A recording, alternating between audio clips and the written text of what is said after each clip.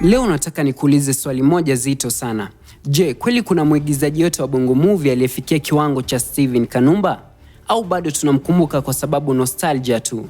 Kwa zaidi ya miaka 10 tangu kuondoka kwake, jina lake bado linazua mjadala mkali mitandaoni. Wapo wanaosema pengo lake alizibiki, wengine wanasema kuwa wasanii wa sasa washamzidi kitambo.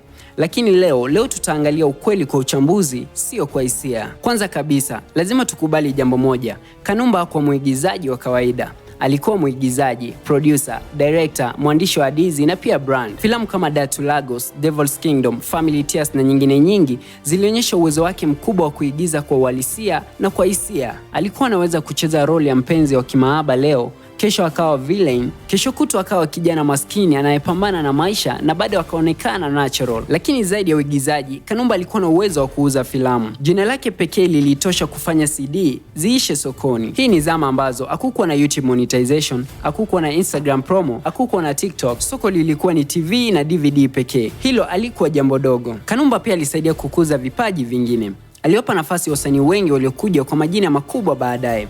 Lakini pia alijaribu kuvuka mipaka kwa kushirikiana na wasanii wa Nollywood, kitu ambacho kilikuwa kikubwa sana kwa Bongo Movie kipindi hicho. Alijaribu kuiweka Tanzania kwenye ramani ya filamu Afrika. Swali ni, je, wasanii wa sasa wanafanya juhudi kama hizo za kimkakati? Sasa tuangalie upande wa pili.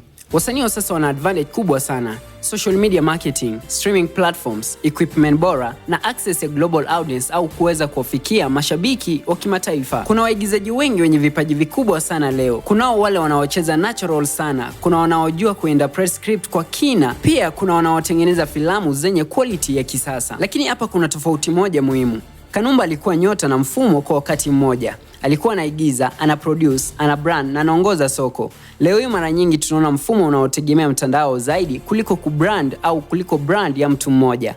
Je, kuna mwigizaji ambaye jina lake pekee linaweza kurudisha hadhira sokoni kama zamani? Hapo ndipo mjadala unapoanza kuwa mgumu. Hoja nyingine muhimu ni kuna kitu inaitwa legacy effect. Mtu anapofariki akiwa kileleni, kumbukumbu zake zinabaki safi zaidi. Hakupata nafasi ya kushuka kimkakati au kupoteza ubora wake mbele ya macho ya mashabiki.